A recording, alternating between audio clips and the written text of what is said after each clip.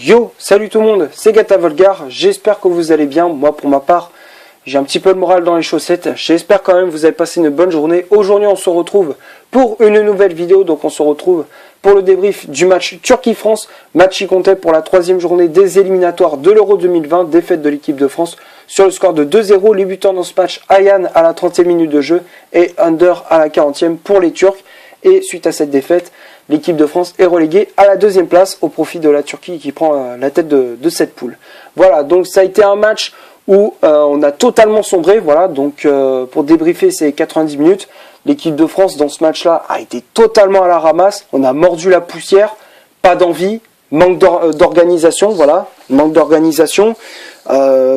Sur le domaine aérien, on n'a rien proposé. On a été totalement à la ramasse. Voilà, donc c'est comment tu veux gagner avec une mentalité pareille? C'est pas possible. Franchement, quand je repense aux buts qu'on s'est encaissés, franchement, c'est des buts, mais c'est notre faute. Hein. Deux pions qu'on se prend, deux fois, c'est notre faute. Voilà.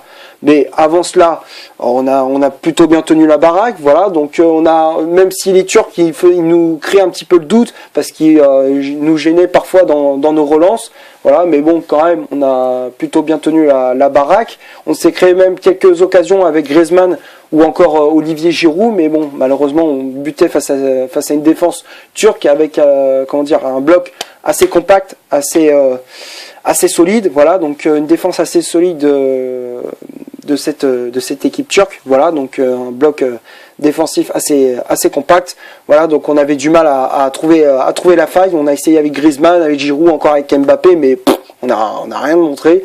Voilà, du coup on a subi pendant presque tout le long du match, et derrière on a craqué à la 30e minute de jeu suite à une faute de Benjamin Pavard. Les Turcs obtiennent un coup franc vers entre 35-40 mètres, voilà. Donc ils obtiennent un coup franc et derrière ballon dosé dans la surface, remise de la tête d'un joueur turc pour Ayhan qui trompe Hugo Lloris d'une tête puissante.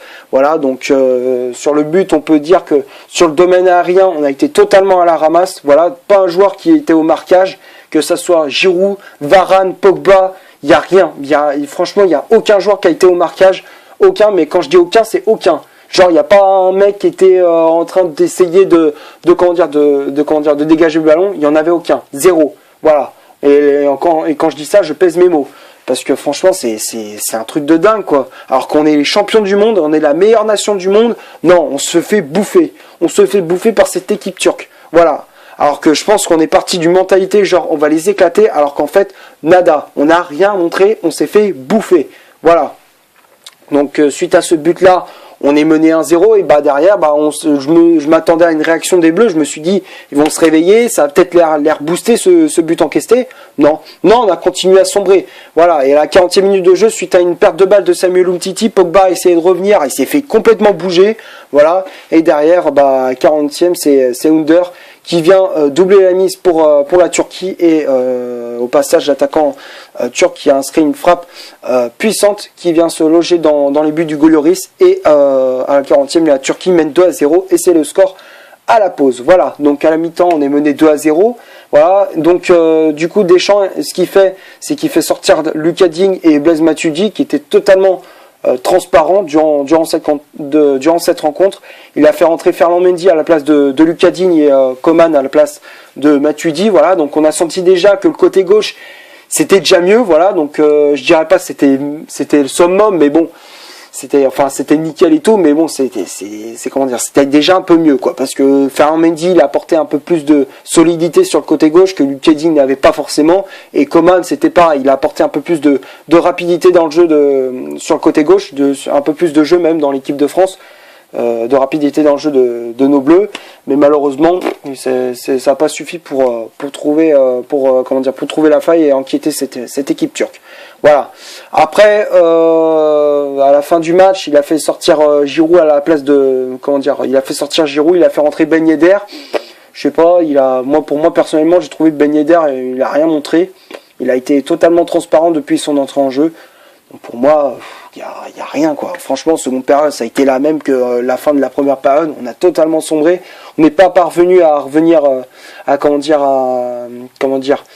trouver la faille. À part à la fin du match, on a eu un petit sursaut d'orgueil, mais c'était trop tard, quoi. Malheureusement, on était soit en position de hors-jeu, soit la défense turque n'a pas cédé à la panique et a bien resté calme, serein et a dégagé ce ballon en toute sécurité, quoi. Voilà, donc du coup, voilà, quoi. Donc du coup, on a perdu ce match 2-0 et c'est la punition pour nos champions du monde. Voilà. Donc on va passer maintenant à la composition d'équipe que Didier Deschamps a aligné pour ce Turquie-France. Donc ça a été un 4-2-3-1 aligné par Dédé avec Lloris dans les cages de l'équipe de France avec le brassard de capitaine. La charnière centrale c'était Samuel Umtiti associé à Raphaël Varane. Lloris au passage qui reprenait la place d'Areola qui était titulaire lors du match contre la Bolivie, voilà. Lucas Digne, latéral gauche. Pavard, latéral droit. Pogba et Sissoko devant la défense. Griezmann en numéro 10. Matuidi, milieu latéral gauche. Mbappé, milieu latéral droit. Et en pointe de l'attaque de l'équipe de France, c'était Giroud. Voilà, donc après, comme je disais, les remplaçants, il y avait Ferland Mendy qui était entré en jeu à la place de Lucas Digne. Matuidi à la place de Coman. Et Giroud à la place de Wissam Ben Yedder. Voilà, donc Ben Yedder qui était entré en jeu à la place d'Olivier Giroud et voilà, donc c'est du classique. Après on a fait rentrer du classique. Après Giroud il nous a fait du Giroud et Mbappé et comme je disais Matuidi pardon et Digne, ils ont été transparents durant la première période. Voilà. Donc personnellement sur cette composition d'équipe sur le 11 de départ, perso, j'aurais fait des petits changements, même si l'absence d'N'Golo Kanté s'est fait ressentir dans le jeu de l'équipe de France. Personnellement, j'aurais préféré mettre un Tanguy Ndombele à la place de Sissoko et par exemple de mettre Pogba sur le banc et mettre Matuidi dans l'entrejeu au lieu de le mettre sur le côté gauche comme Deschamps il le fait d'habitude. Et sur le côté gauche, j'aurais mis soit un petit Thomas Lemar, soit un autre joueur, je sais pas, un autre joueur comme Kingsley Coman dans le 11 de départ, un Lemar ou un Coman sur le côté gauche dans le 11 de départ. Donc en gros, ça veut dire que j'aurais mis le duo à la place de ça soit le duo dans l'entrejeu au lieu que ça soit le duo Pogba Sissoko, j'aurais fait un duo Ndombele Matuidi. Personnellement, j'aurais fait ça parce que Sissoko et Pogba ils sont fait complètement bouffer dans l'entrejeu, ils étaient totalement dépassés et personnellement un petit Ndombele et un Matuidi dans l'entrejeu, ça n'aura pas fait de mal. Personnellement, j'aurais fait comme ça. Et sur le côté gauche, t'aurais mis soit un Lemar, soit un Coman. Voilà, donc perso, j'aurais fait comme ça. Donc voilà, donc ça c'était mon petit avis. Après sur le plan défensif, on a complètement pris l'eau. Voilà, alors que Umtiti il était méconnaissable. Varane pareil, Umtiti il a fait des relances. C'est de la merde quoi. Il t'a fait des relances à la con.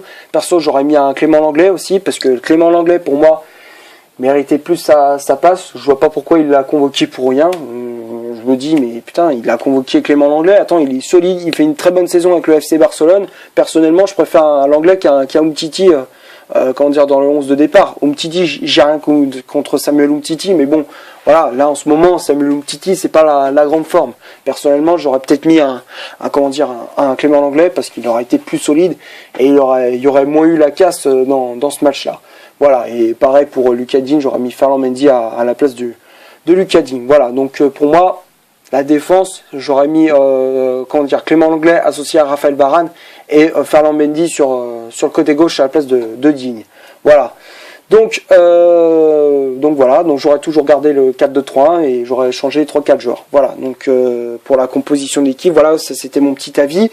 Et donc on va passer maintenant aux statistiques de cette vidéo. Donc c'est assez surprenant de la part de l'équipe de France, qui n'était plus arrivé depuis un petit moment. Voilà, donc on va commencer par les statistiques, on va commencer par celle de la Turquie. Voilà, donc la Turquie c'est 11 tirs au total, donc 6 tirs cadrés, 37% de possession de balle, 322 passes au total, 74% de passes réussites, 10 fautes commises, 2 cartons jaunes, 0 carton rouge, 4 hors-jeu et 4 corners obtenus par cette équipe turque. Et côté équipe de France, c'est 4 tirs au total, 0 tir cadré. Oui, t'as bien entendu, 0 tir cadré. Voilà, donc on n'a cadré aucun tir. Voilà, donc ce n'était plus arrivé depuis un petit moment, comme je disais. Voilà, donc c'est assez surprenant de la part de nos champions du monde. 63% de possession de balle, 556 passes au total pour les Bleus. 85% de passes réussites, 16 fautes commises, 2 cartons jaunes, 5 hors-jeu et 3 corners obtenus par l'équipe de France. Voilà, donc comme tu peux le voir sur les statistiques, ça représente bien la physionomie de ce match. On était à la ramasse, voilà, donc on était complètement hors sujet dans cette rencontre. On était hors sujet, voilà. Donc c'est tout ce que j'avais à dire dans les statistiques. On va passer maintenant au top et au flop de cette vidéo. Donc les tops pour moi c'est Hugo Lloris. Lloris il a limité la casse pour l'équipe de France. Voilà, bon quand je dis top, c'est voilà, donc c'est entre guillemets, c'est les joueurs qui ont fait une prestation plutôt moyenne ou même meilleure que ça dépend du match. Voilà, donc pour moi Lloris ça a été l'un des meilleurs durant cette rencontre. Voilà, donc pour moi Lloris je le mets dans le top. Il a limité la casse pour l'équipe de France. Voilà, donc pour moi Lloris je le mets dans le top. Varane, Umtiti, Pavard, enfin on va commencer par le charnière central. Varane, Umtiti, pour moi c'est le flop. Voilà, donc ils ont totalement coulé. Voilà, la charnière centrale était totalement à la ramasse. Voilà, comme sur les côtés, Digne et Pavard, ils étaient totalement à la ramasse. Donc pour moi, la défense, c'est dans le flop. À la part, Ferland Mendy qui avait remplacé Lucas Digne, j'aurais mis dans le top. Donc pour moi, Ferland Mendy, il a rapporté un peu plus de solidité sur le côté gauche. Et déjà, ça passait moins sur le côté gauche avec Ferland Mendy. Voilà, donc c'était plus compliqué pour les Turcs de passer quand c'était Ferland Mendy que quand c'était Lucas Digne. Voilà, donc après Pogba, Sissoko, les deux je les mets dans le flop. Voilà, donc Pogba il a perdu trop de ballons, les passes elles étaient imprécises. Franchement c'est un gros point d'interrogation pour Paul Pogba. Pour moi je l'ai pas trouvé extraordinaire dans cette rencontre. Voilà, pour moi j'ai trouvé mauvais. Voilà, Sissoko pareil, il a perdu je sais pas combien de ballons. Il a été pareil que Paul Pogba. Donc les deux ils ont fait la paire dans l'entrejeu et ça n'a pas du tout marché. Pour moi ils ont complètement sombré. Voilà, donc Pogba et Sissoko c'est le flop.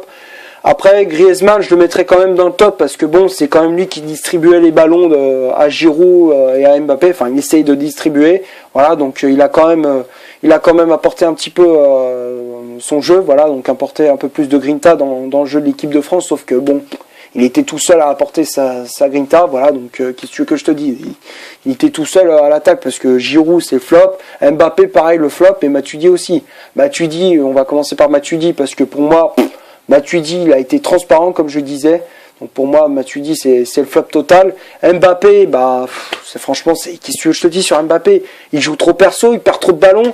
Avec Sissoko, Pogba il faisait la paire hein. Là les trois ils étaient totalement à la ramasse et Mbappé il a mordu la poussière, il a perdu je sais pas combien de ballons comme Sissoko et Pogba. Voilà, donc pour moi Mbappé c'est le flop total aussi. Voilà, donc Mbappé c'est le flop et Giroud aussi. Giroud on l'a pas vu du match. Voilà.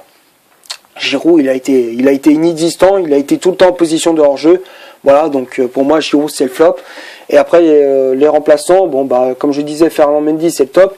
Kingsley Coman je le mettrais dans le top aussi parce que quand même c'est lui qui a apporté un peu plus de vitesse dans le jeu de l'équipe de France, mais sauf que bon il était tout seul à apporter de la vitesse aussi avec Griezmann, il y avait qu'eux qui jouaient à l'attaque. Comme je disais, Mbappé, Griezmann, Mbappé et Giroud, ils étaient totalement à la ramasse. Et Wissam Ben Yedder, pour moi, je le mets dans le flop parce que bon, pour moi, Ben Yedder, il a été transparent également depuis son entrée en jeu. Pour moi, il a été inexistant, pardon.